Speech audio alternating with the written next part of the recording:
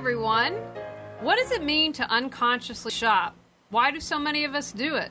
What's the underlying emotional thread going on? What are the signs to notice if you are doing this? What did our guest expert tonight do for an entire year? How did she manage not to shop or buy anything? No clothes, no shoes, no accessories. We're going to talk about that and much, much more tonight. And tonight's Reawaken You, I'm going to encourage you to make a list of things that get your vibe going higher. I've had a cranky day today. I'm getting married in a month. I should be in a good mood, but just some people just threw me off my game, and it's been a long time that I've been in this cranky mood. So I have a little list. Okay, what can change that vibration? Listening to music, dancing around. I want you to create a list this week. So if you find yourself really stuck, really in a bad place, switch that energy, get your vibration going higher, because remember, everything's about energy. What you attract in your life, whatever's going on, is directly related to what you're putting out there. All right, we're going to tell you about tonight's guest. Jill Chivers understands what it's like to shop till you drop and yet still feel it was never enough. Late in 2009, she had one of those corner-turning, light bulb illuminating aha moments. She was spending far too much on clothes and shoes, bags, belts, earrings, and all other adornments for the body. She acknowledged to not have a handle on her spending. She didn't know why she spent like she did and started to feel bad about the new things she was buying. On December 15, 2009, she started a 12-month challenge to shop her wardrobe and not clothes shop for 1 year. Her year without clothes shopping changed her. For 18 years, she worked in the corporate world as a highly skilled, experienced, and sought-after facilitator, group leader, trainer, and coach. She lives on the Sunshine Coast, Queensland, Australia, with loved ones of both the human and furry variety, and loves to travel. Welcome, Jill.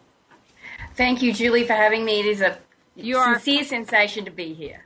We're excited to have you. You're our first Australian guest, and I want to give out a shout to Geraldine Thomas, who I see is on chat, because you had done a guest blog for Geraldine, and that's what led me to you. And I'm so excited to have you here tonight, because I think, excuse me, a lot of times people talk about sex addiction or alcohol and drugs, but shopping's an addiction in itself, but it's something that we don't talk about a lot, or we just kind of dismiss and poo-poo, but it really is something.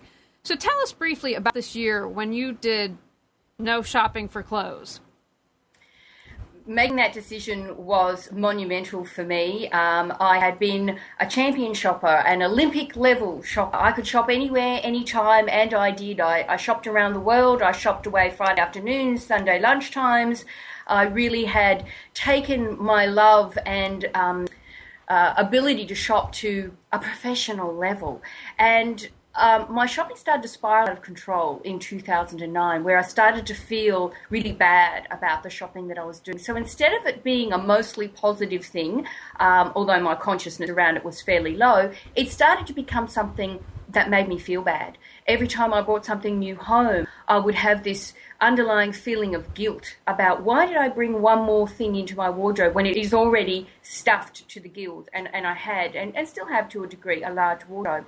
So at the end of 2009, I was driving home from doing the grocery shopping, and this thought appeared literally like, a bird on a fence post. You need to stop shopping. And I really tried to push that thought away. It had come to me in various other forms, and I'd been very successful in ignoring it. But in early December 2009, it became unignorable. And by the time I got home from that grocery shopping trip, I had pretty much decided that I wanted to do that.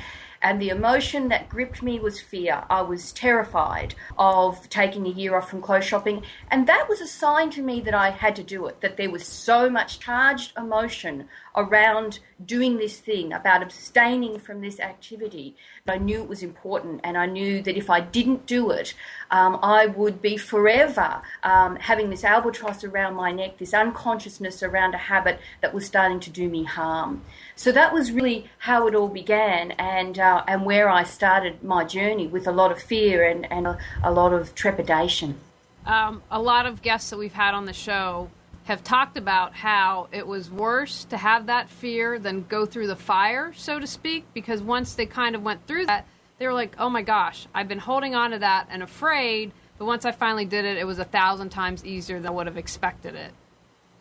Yeah, my year had some tough moments in it, and it wasn't all easy. But certainly, I thought I can't live with this feeling anymore. This heavy feeling like I'm carrying around an awkward box all the time, and I'm too afraid to put it down, open the lid, and have a look inside. And I wonder what would happen if I did that. And for me, it was a very courageous thing to do, and I'm so glad that I did. What did you discover during this year? I discovered that there were some drivers to my shopping that were making it unconscious, and that without stepping into the light of awareness, that nothing would ever change for me. And one of my biggest fears was around what was driving my shopping. And I had no awareness of my personal drivers, nor did I have any awareness of the broader drivers that affect a lot of women when they shop too much. And that was probably one of my biggest learnings, was around the fact that there are triggers, there are drivers to shopping in general, and specifically what mine were. Equally important, I discovered it is possible to change. I think that there can be a belief that a leopard can't change its spots, and that once you have an entrenched set of behaviours around something like this, that real change is impossible. And I discovered that it was indeed possible.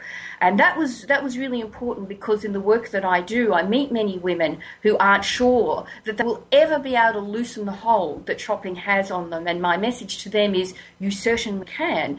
It's taken a long time to get to the place you are now, so it's not going to happen immediately, but it is possible.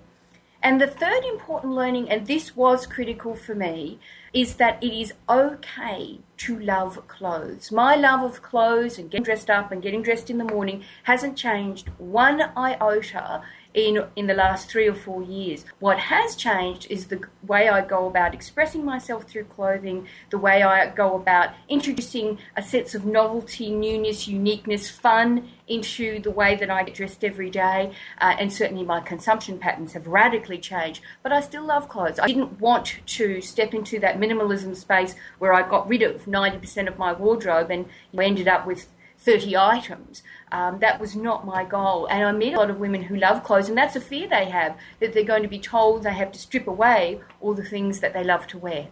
Well, you're a woman after my own heart. You can never have. I'm not a big shopper, but I love leopard print. And God love my fiance. I think I wore some form of it our first 5 dates, and I thought, if he can hang with that, he's the guy for me. Now, we've got a question from Geraldine I want to ask for you. She would like you to repeat the definition of wholeness.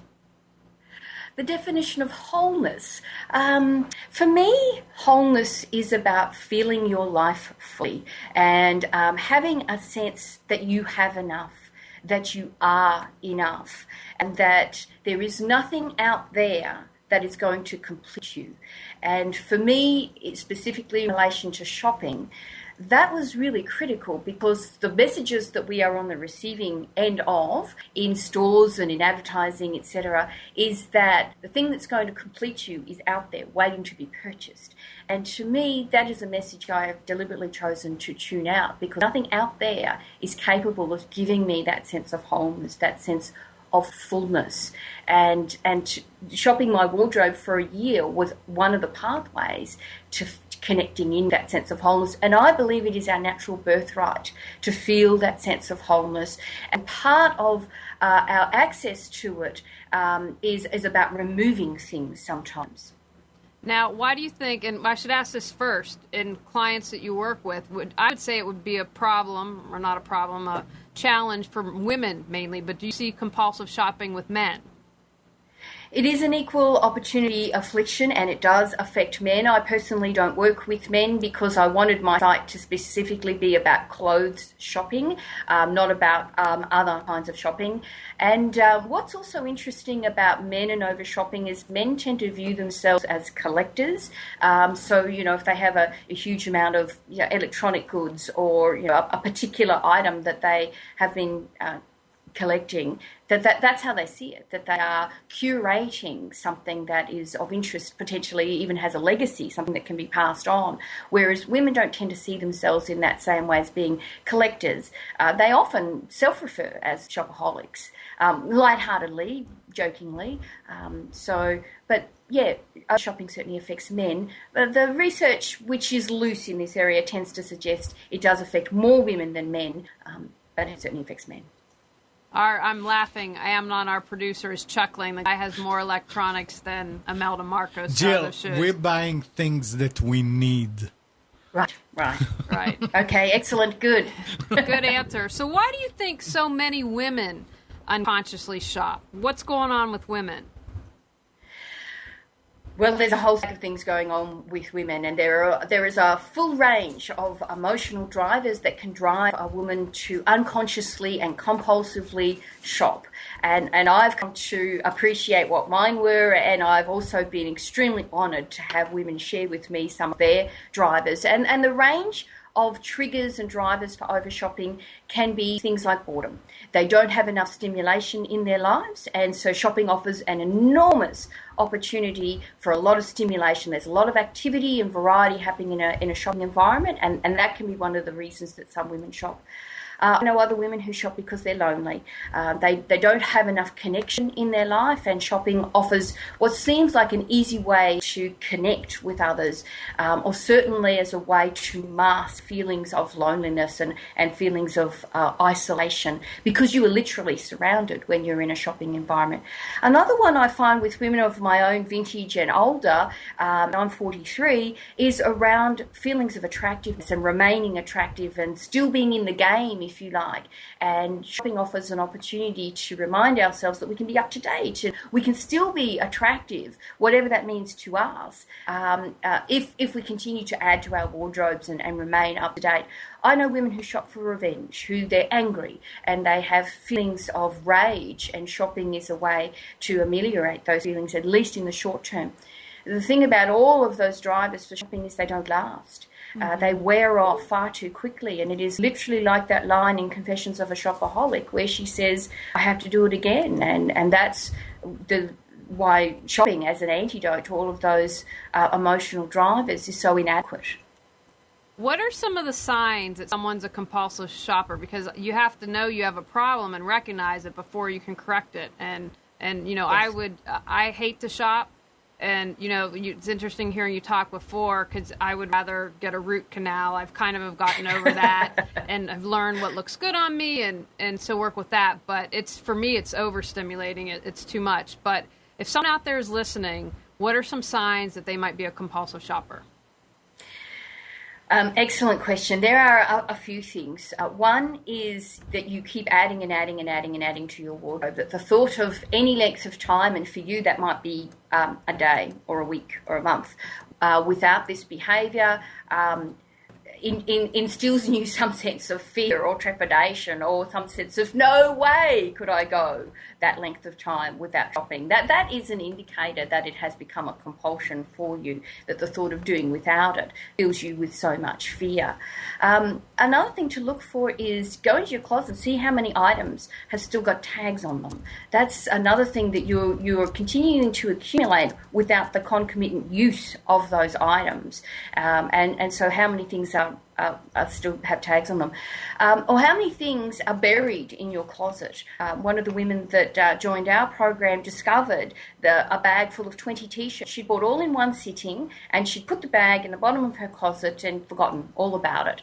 And during the process of our year, we encourage women to do what's called a weekly wardrobe warrior session, where you would address one part of your wardrobe and explore what's in it and what's working and what's not. And she discovered this bag, 20 t-shirts. So that's another sign that you can look for. Another thing is where shopping and emotions are tied together, that if you are triggered in some way, and of course this presupposes that you have some awareness of your emotional state, you're able to see yourself and the emotions that you're experiencing. But if you have a triggering emotion, like you're feeling anxious or angry or worried or any of those kinds of things, and your response to that is to go shopping, that can also be indication that it's become your go-to activity to mask or smooth any emotions that are uncomfortable or painful for you. So there are a handful of the kinds of things. And it isn't formulaic. If you add this plus this plus this, it means you're a shopaholic. It really is a combination of a few of those different things, and really your own experience of your life and where shopping fits into that, and whether shopping has become your favourite or your only hobby. Mm-hmm. We've got a question here from Geraldine. Actually, we have a couple questions here for you, but I want to remind everyone, if you have a question, Call in at 919-518-9773 or Skype computers to 2K voice or ask on chat, and I'm happy to ask. First question from Geraldine. Does Jill think TV shopping takes advantage or provides a service? Good question. You mean like shows like TVSN, shopping networks, that kind of thing? I presume that's what Geraldine is referring to. Geraldine, let us know. I believe so, but if not, I'm sure she'll type in.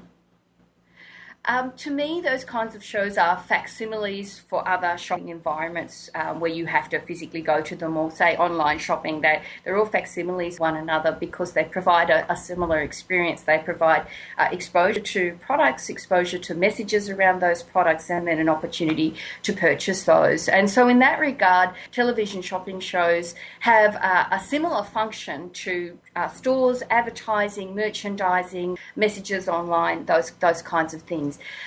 If you have a predisposition or a certain vulnerability to those kinds of messages, then that kind of television show is going to be tempting to you and potentially harmful to you, because it's offering so many opportunities to feel empty, to feel that sense that something is missing. And this item, the one that's being promoted now, the one where the sparkly thing is being turned in a 360-degree way, and we're seeing all the things, and then we've got the celebrity endorser, and that thing, if I buy it, is going to feel this inside of me. And there is no amount of sparkly things or black boots or animal print jackets that can fill that hole. There just isn't enough on the planet to do that. So in that regard, I don't think television shows are any more harmful, except for the access issue. We have much easier access to that, whereas going to a store requires, getting out of our pajamas, driving there or walking there, and being much more active, whereas television shopping networks, our access to them is a little bit more ready and perhaps passive. We've got a question here from Sally Mae. We touched on this earlier, Sally Mae. Jill works exclusively with women, but perhaps you can answer that. She says, my husband, pack rat, do the same things work for men as women? You have a thought on that? Yes, basically the same process is in place for anybody who has a compulsion to overshop, which starts with awareness and a recognition of the place that this behaviour has in your life, and then putting in place some behaviours that will correct that behaviour so that it leads you to the place that you want to go. So those things are completely independent of age and gender and a whole stack of other factors. The specificity of that is what's so interesting, which is why our program is all about clothing, because that was something I knew an awful lot about. I wanted to delve into that aspect as opposed to other kinds of over-shopping that can be done. Now, you say that shopping your wardrobe is an attitude. What do you mean by that? Well, shopping your attitude is two things. One, it's a behaviour, it's things that you do, but the attitude part of it is shifting your attention from out there, all the things that are available for purchase that will complete me or make me feel younger or more attractive or whatever it is, and shifting that attention to in here, to what I already have, to the clothing that I already possess, to the way that I'm wearing them, to thinking new ways about those clothing items and wearing them in a different way, tapping into what you already have. And in a way, that's a metaphor for tapping into the overall fullness that is already in your life. Those of us in the Western world, in the main, we have so much on so many levels. And when we turn our attention to shopping, we really tap into what's missing, what we don't have, that if we had it, we would somehow feel better about ourselves. And my suggestion is that we're never going to be satiated, ever. That's always going to tap into what's missing. And when you shift your attention and your attitude is on what do I already have, suddenly those messages aren't so appealing, and they become, with time, easier and easier to ignore. Talk about the shopping and the 6 human needs. One of the things I enjoy doing on my blog, and I blog every week, is to relate shopping to other things, because shopping can seem like a fairly everyday topic. It might even seem a little bit bland, or perhaps it seems a little bit superficial to some people, whereas I think our consumption patterns often have a lot of complexity to them. And one of the things I like to do is relate shopping to other things, other philosophies. So Anthony Robbins came up with the 6 human needs, and I wrote a blog posting about that. So the 6 human needs that he identified were certainty, variety, significance, growth, contribution, and connection. And I wrote a 2-part blog posting about how our shopping relates to those things. So if you're shopping and certainty, what's that about? If you're shopping to meet the need of certainty, how would that show up? What would that look like? And so on for the other of those 6 human needs. And it was a really good intellectual exercise for me, but it was really helpful to readers as well to say, oh, I'm shopping for growth. I'm shopping to, meet a goal that I have about my image or branding or all those kinds of things. So that was what that 2-part blog posting was about. So how can someone become free of that constant shopping bug? I got to go shop.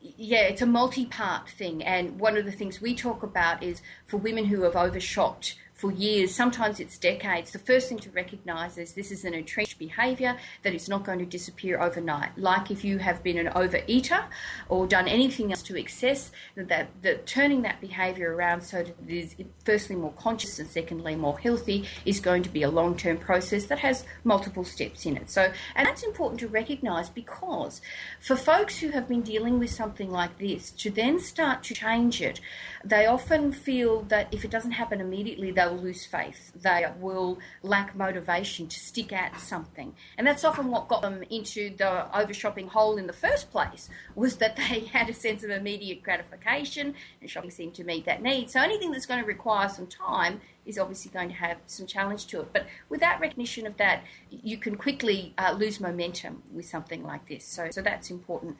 The other thing about over-shopping is, depending on the severity of the issue, there can often be feelings of shame that are attached with that, or certainly embarrassment.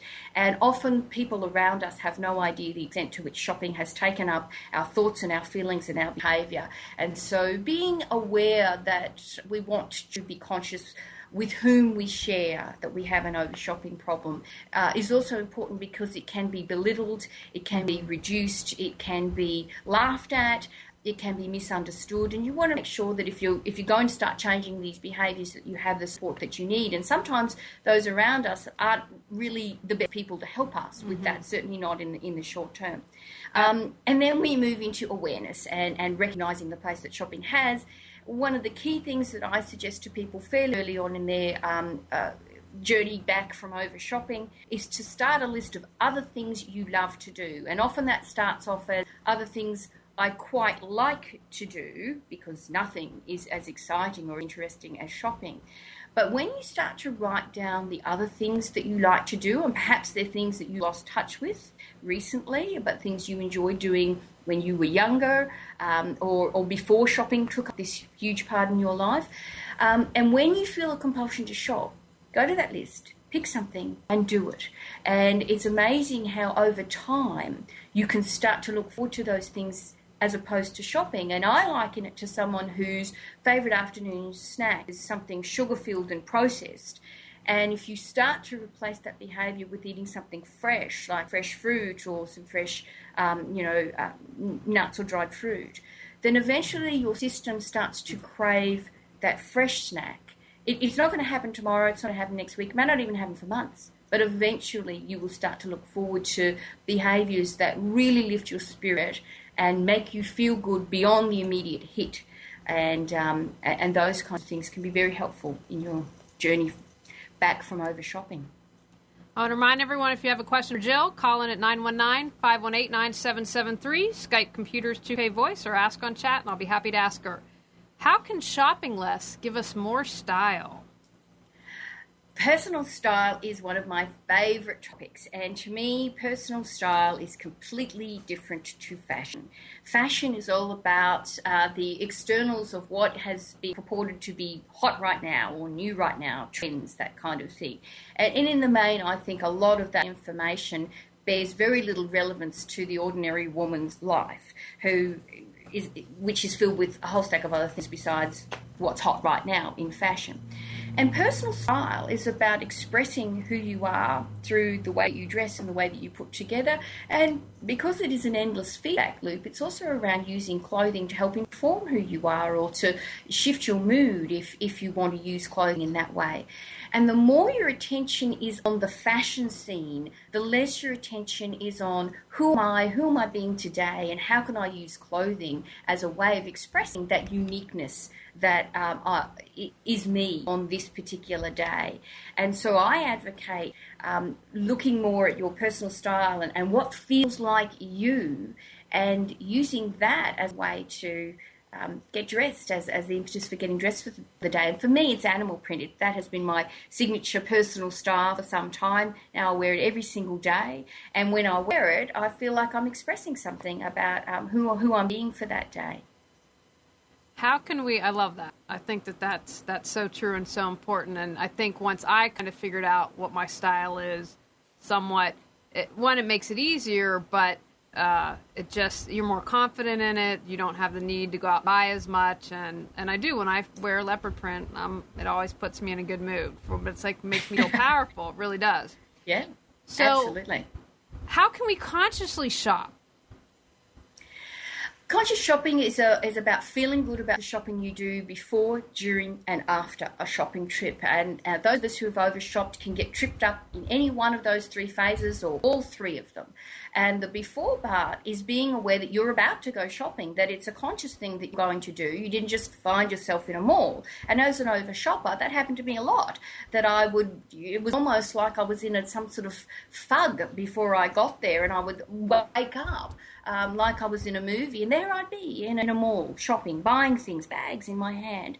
And so that's the first part of it, is being aware that you're going to go shopping, you have a particular legitimate identified need. I advocate shopping with a list for that very reason, particularly if you've been prone to over shopping, because you can often be particularly lured in by attractive table displays, window displays, merchandising and marketing messages. And so the before part is about, what do I need? How long am I going shopping for? How much do I have to spend? Those kinds of things.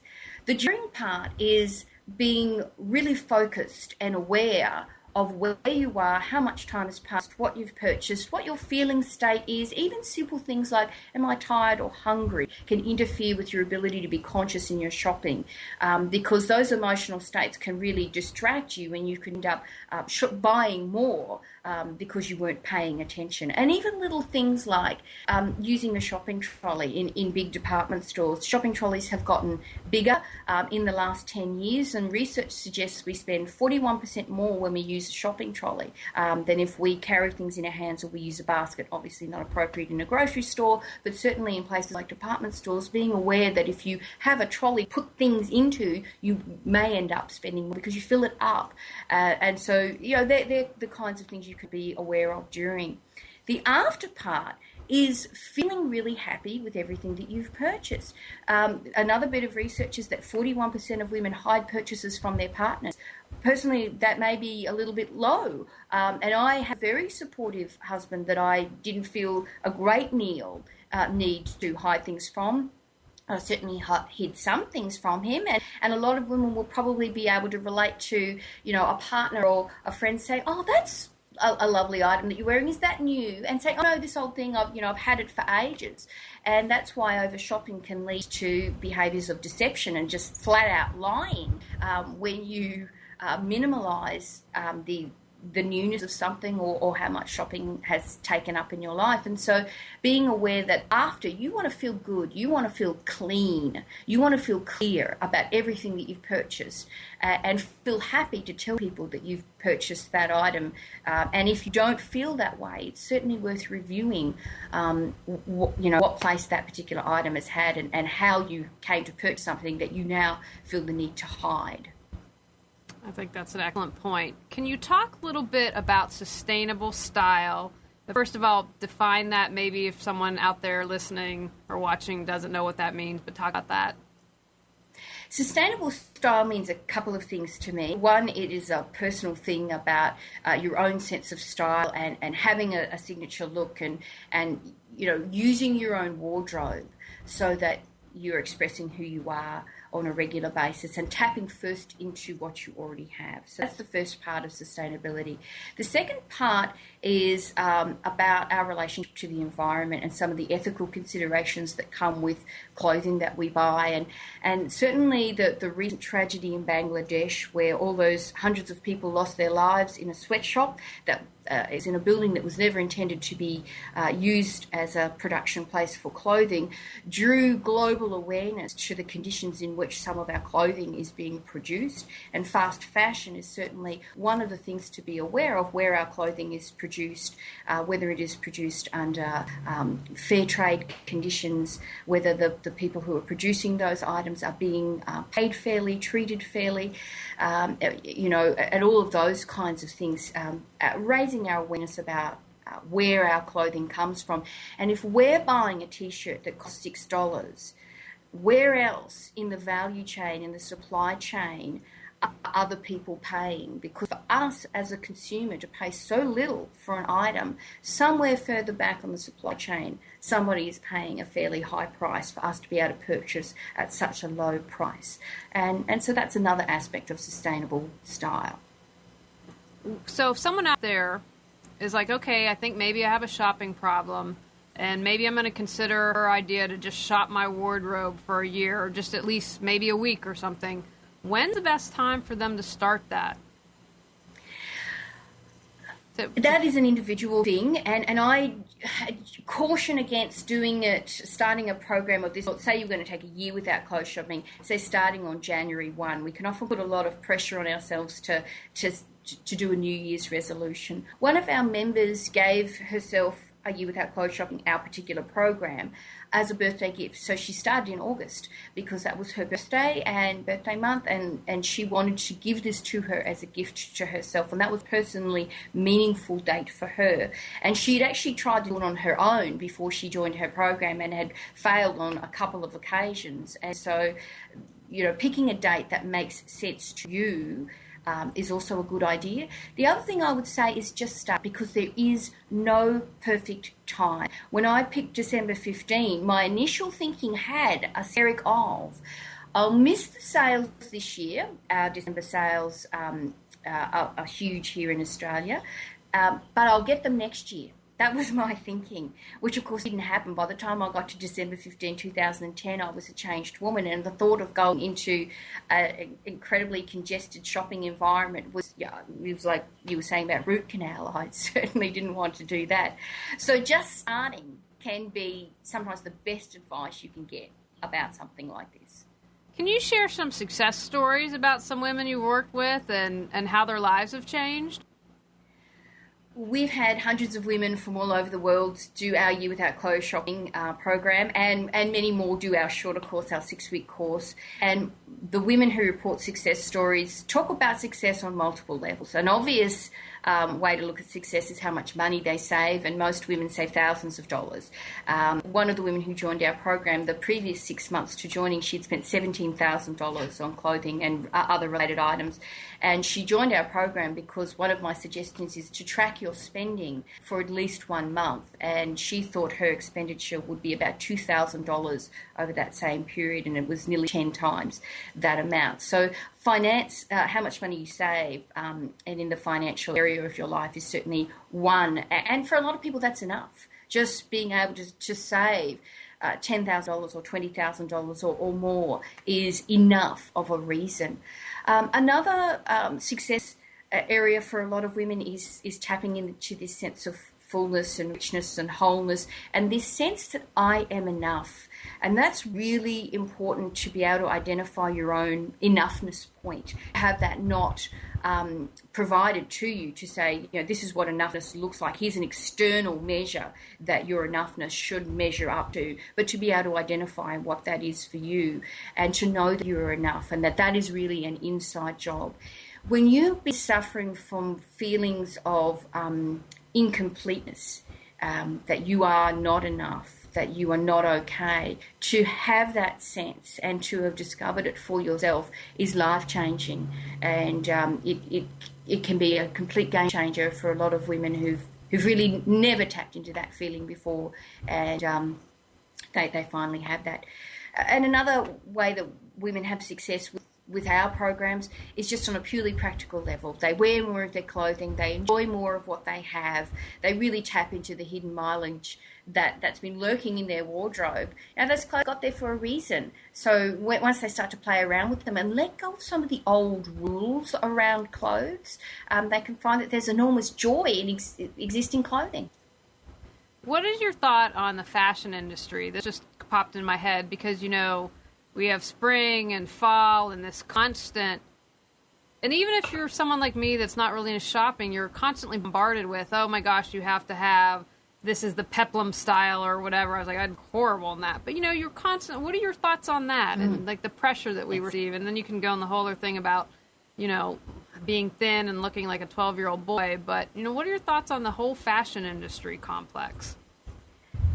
Well, the first thing is the word you just used, which is it is an industry. It is a multi-billion-dollar industry, a $375 billion a year industry. And that's the first thing to recognise, that however it is dressed up is a profit-making industry, and it thrives on women and men constantly buying things and adding to their wardrobe. And without us as consumers responding to the messages that we're given, then that industry would certainly slow down or have to change in some way.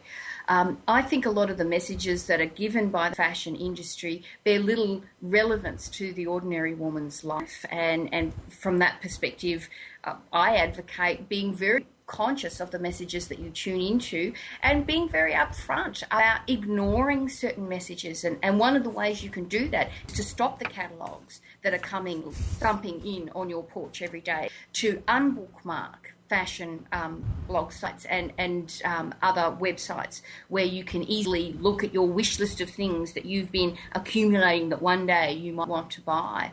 Those are the kinds of things that you can take control of, so that you are being very conscious about the messages that you are on the receiving end of. And I see the fashion industry as, to me, it's a bit like art. I can look at it and say, wow, isn't that interesting? That has some visual appeal, or it doesn't. But it's not something I particularly want to buy or own myself. So I think we can empower ourselves by tuning out to the messages that don't help us and have no relevance to our lives. Talk a little bit about sales, because that's something that can get people into a frenzy, or just, maybe they're like, oh, I'm a pretty good shopper, and then I see a sale sign and I go crazy. Yeah, sale truly is a four-letter word, and combined with the word shoe is probably responsible for a lot of impulse buys that I can certainly relate to, and possibly your viewers can too. Sale gives us a sense that we're getting a bargain, that we're getting something more than the dollar value that we are paying for something. And, it can be an emotion that engenders excitement. It can also tap into the fear of missing out, that if I don't get to that sale, I'm going to miss something. And that something is going to be important to me. And so I advocate being very much aware, if you are susceptible to sales, is to not go to them, because you can come home with a broader range of stuff that you never even knew existed, and you certainly don't want and won't use. And one of my favourite stories is of a family that was shopping in a discount department store. This was in the United States. It was during sale time. It might have been Black Friday, and they had filled their trolley with all this stuff. And they looked at it and they said, we didn't need any of this. And they abandoned their trolley after doing a quick tote-up of what it was. And it was something like $450 worth of things that, until they had walked into that store and seen sale signs emblazoned everywhere, they had no idea that they even wanted those items. And, of course, they didn't want them, and they left them there, and they went home and were perfectly happy. Talk about your 30-day shop your wardrobe challenge that you do. I have a couple of freebies on my website. You can sign up and receive our free report about less shopping and more style. And one of the other things under free stuff is a 30-day Shop Your Wardrobe Challenge. And it's a download, so you have to use your email to get it. And what it's about is providing some practical steps and some inspiration to shop your own wardrobe for 30 days. And so every single day over a 30-day period, if you want to do it consecutively like that, we provide you with a range of different inspiration points that you might want to use over those 30 days. So, day 1 is colours you've never combined before. Day 8 is something daring or exciting. Day 15 is wearing colour on the bottom half, etc., etc. And the way that we suggest that we do it is to either do it over the 30 days exactly as it is, do a couple of days at a time where they explore that particular theme, mix it up, create their own 30-day challenge. But the whole principle behind it is when you start to see and experience your current wardrobe in new and different ways, you can be amazed at how much variety and novelty there is in your existing wardrobe. And so many of us get stuck in what I call set dressing. I always wear this with this with this. So this necklace always gets combined with this blouse, with these pants, etc., etc. And we develop a bit of a uniform and we get bored with it. And we think that the antidote to that is to bringing something new into our wardrobe by buying something. And often a better answer is combining what we have in new and different ways and experimenting with what we already have. So that is the 30-day Shop Your Wardrobe Challenge. All right, I want to remind everyone, if you have a question for Jill, chat it in or call 919-518-9773 or Skype Computers 2K Voice. So can you just give us some basic tips for shopping that can help people out so they can shop consciously, not overshop, and be happy? Absolutely. I suggest that you get ready for every shopping trip that you do. And I do this for grocery shopping, let alone anything of more substantial nature. And one of the ways to get ready for shopping is to create a list. And even if you're not a big list user and you leave the list at home, the exercise of creating a list is incredibly powerful and incredibly helpful because it forces you to look at what you already have, where the legitimate gaps are, and you can question those, particularly if you've been an over shopper. It's really good to say, do I really need a pair of black knee-length boots? I already have 2 pair. And so preparing a list is a really great way to become, more conscious in your shopping. I suggest having a budget and I suggest shopping with cash. One of the reasons I suggest shopping with cash is because it connects you to the purchasing decisions and it connects you to that purchasing behaviour in a way that buying with magic plastic does not. Even if you're using debit, so it's cash that's already in your account, there's something about paying with a plastic card that disconnects us to that purchase, and we can often underestimate how much we spend when we buy with plastic, whereas cash connects us to our shopping, and the research suggests we spend 20 to 50% more when we shop with plastic than when we shop with cash. That alone can transform your shopping, to say every bit of shopping I'm going to do is going to come out of cash, money I already have. When you're in a shopping environment, I suggest putting a time limit on it so that you're not just drifting around, it becomes the only thing you're doing and you end up spending all Saturday in the mall. But put a time limit on it. Have somewhere that you've got to go. Make an appointment for after shopping so you have to leave. That can be another way to stick to a time limit. There's some of the things that you can do to be more conscious in your shopping and find something else to do that you enjoy doing so that shopping isn't the easy go-to default thing when you're a bit bored or you have a bit of time on your hands, that you actually have a list of other things that you love to do. That's an interesting statistic, and I love about suggesting cash. So I'm going to have to tell my dad he's doing something right because in the past couple years, he's really trying to buy, groceries, everything with cash, and a switch to that, and that would be a challenge for me. Just because, you get for the ATM card, if you have to stop and, get mascara or whatever it is. But I really think if you're challenged in an area, whatever that area would be, I really like that idea of using cash. Now, an area where I have been challenged, and I think a lot of women are actually purging their wardrobes. So what advice would you have for people to get rid of some stuff in their wardrobe?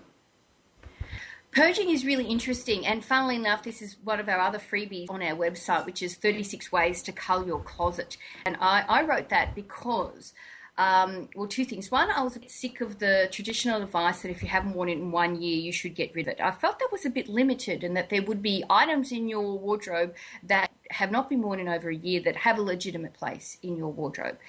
The second reason I wrote that free report was I was talking to a friend in Dallas, and she was reviewing her wardrobe, culling it, and she was using personality as the criteria that she was evaluating. Does this feel like me? And I thought that is so interesting, that it's not just have I worn it in 6 months or 12 months or whatever time frame you set, but do I feel great when I wear this item? And so I came up with 36 ways that you can evaluate your wardrobe and decide whether something is going to stay or whether it's going to go. And one of those is, have I worn it in a year? But that is a criteria that may not apply. There may be some other items, some items that need to stay, and time, have I worn it in a year or less, may not be the best way to do it. And whether or not something feels like you is a really great criteria to decide whether you're going to keep something or not. Now, we have a question here from Sally Mae. What do you think of selling items on eBay? Do you have any thought about eBay or consignment shops for women as a way to purge? Yes, I think selling items of high quality, particularly if they have some sort of designer element to them, or they have uniqueness in construction or fabric or style or anything like that, is a great way to get a little bit of cash back in.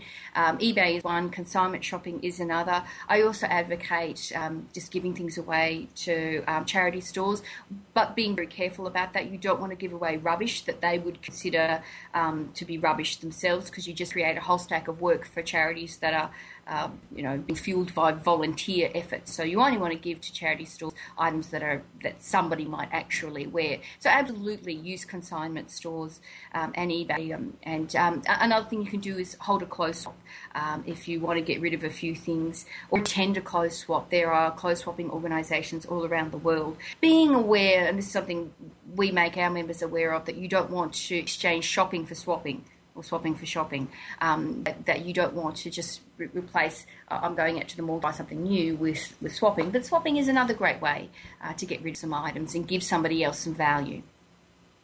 Okay, fantastic. We've got a question here from Geraldine. Great question. Do you think there's a connection between more of us working from home offices, yet going out shopping more and buying more? That is interesting. So the connection, what would that connection be? That we're a bit isolated, we don't have work colleagues that we can stop by their desks and have a chat or go out to lunch with. We have, ready lunch mates like we do when we work in office with other people, and so perhaps our sense of isolation might drive us into a shopping environment because we want a bit of stimulation, we want to be surrounded by other people, and there just happens to be a little boutique that's having a sale. So there is that potential, I suppose, and I've been having a conversation with one of my members who is a graphic designer. She works from home, and online shopping has been one of her downfalls because she uses it as a bit of a break, as a way to, she loves clothes, so she uses it as a way to see what's new, and she often finds herself hitting that buy now button as a result of that. So I think there is the potential. I think if you looked at it from the other side, those of us who have worked in offices, sometimes they are located in shopping districts or close to shopping districts. And I know when I worked for a big global firm that was based in Sydney, I did a lot of damage at lunchtime. And so I think that we can be susceptible to over-shopping behaviours no matter what our working environments are. Have you reached out to try to help Candy Spelling? I only know a little bit about Candy Spelling here in Australia from a show that was all about her selling that incredibly large house. It was just impossible to get the proportions of it. So I don't know the specifics of Candy Spelling. We have our own celebrities here in Australia who shop, let's call it unconsciously. So no, I haven't contacted those people. Well, she had, before she sold her mansion, an entire room dedicated to her eBay purchases. I mean, it was just so much, and her home shopping or whatever it was, but a room, and that mansion was, 36,000 square feet or something crazy. But she obviously, I would call her a compulsive shopper without knowing, but a couple questions I always like to ask everyone. The first is, what would you say to someone out there who's really struggling? You know, they might be challenged and they're like, wow, you've gotten a lot of good information, but, you know, I don't know if I can do this. So what advice would you have for someone that's in a really tough spot? The first thing I would say is I understand. I have had tough spots in my life myself, and I know what it's like to feel there is no hope, there is no point, and nothing is really worth doing. I understand that personally, and I know how desolate and isolating that feeling can be. So that would be the first thing I would say, is you are not alone, and there would be hundreds of thousands, if not millions of other people who have experienced something similar to you. So if that helps in feeling that others have walked this path or a path similar before you or are walking it alongside of you, that would be the first thing that I would offer. I actually wrote a blog posting about this called Give Up or Go On at a time that was very difficult for me, and I gave 8 suggestions for how you might go through that. And one of the things is, you just do what you can do. Sometimes it's not about making life better, but it's about not making things worse. And that in itself can be a life-changing perspective, to say, I'm actually not looking to improve anything. I'm just not looking to make it any worse. And it's possible for it to be worse. So I'm going to focus on not making it worse. And sometimes you just endure. And it really is what Shakespeare said, this too will pass. And when you can connect in with that and know that there is no such thing as a static set of circumstances, that we are dynamic living creatures, and things will improve, and sometimes it's just hanging on to the pendulum until it swings back in the other direction. I've got a comment here from Sally Mae. I was apparently way off. The Spelling Mansion was 72,000 feet. So I would think you would, that makes all the difference in the world. Potential work for you. Now, another question just popped in my head.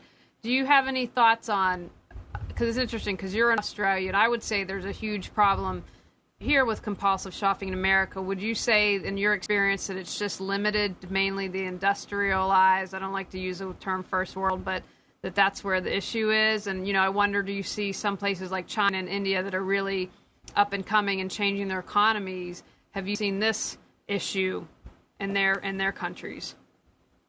Well, certainly in developed nations like Australia, the UK, the US, New Zealand, Nordic countries, European countries, etc., the opportunity to overshop is so ready. We don't have to even walk out of our doors to be confronted with a commercial opportunity to spend some money, whereas in emerging economies, that opportunity is perhaps not as prevalent.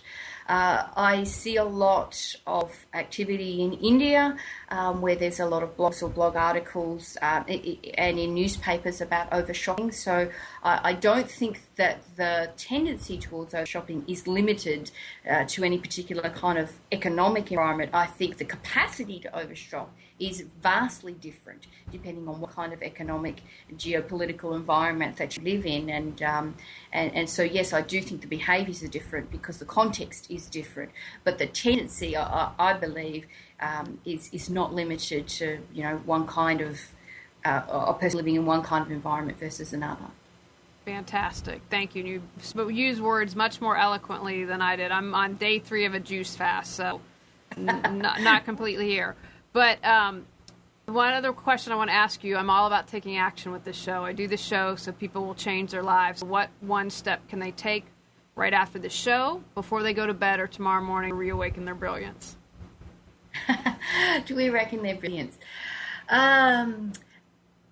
Everything changed for me when I stopped paying so much attention to everything out there and I tuned into here. And that is an attitude, it is a set of behaviours, it is a constant daily set of actions. Sometimes it's a battle. And so stop paying less attention to what all else is going out there. And some of us who are in the comparison game, and I fall victim to that, it can be incredibly destructive to your sense of well-being when you do that. And tuning into you and what you want and the path you're on and your particular gifts and what you have to contribute, to me, was the road back to sanity and wellness and wholeness. I love that. That's fantastic. Now, Jill, how can people first of all, find more information about you, if you have anything upcoming, any webinars, seminars that people might be interested in. www.shopyourwardrobe.com is where you will find me hanging out a lot of the time. That's also where you'll find all the freebies that I've mentioned and information about our programs. So that would be the first place that I would suggest that you go. Sign up to our free report, and you also get our monthly newsletter where I share with you all kinds of interesting things, including appearing on this show. Which, thank you. It was a joy to have you, and we'll put your website down again. And I want to thank everyone for joining us. And again, our first Australian guest, super excited about that. I want to get more on your continent. I love Australia, and it's on my bucket list to go there. I think it would be a beautiful place to visit. And thank you. This was very informative. And I want to remind everyone to check out reawakenyourbrilliance.com. Our next event is going to be September 24th, the Reawaken You series, which is simplifying your life from the inside and out. And if you go to reawakenyourbrilliance.com, you can find out more information. I want to thank Jill for Skyping in with us, and we'll see everyone here next week. Bye now. Bye.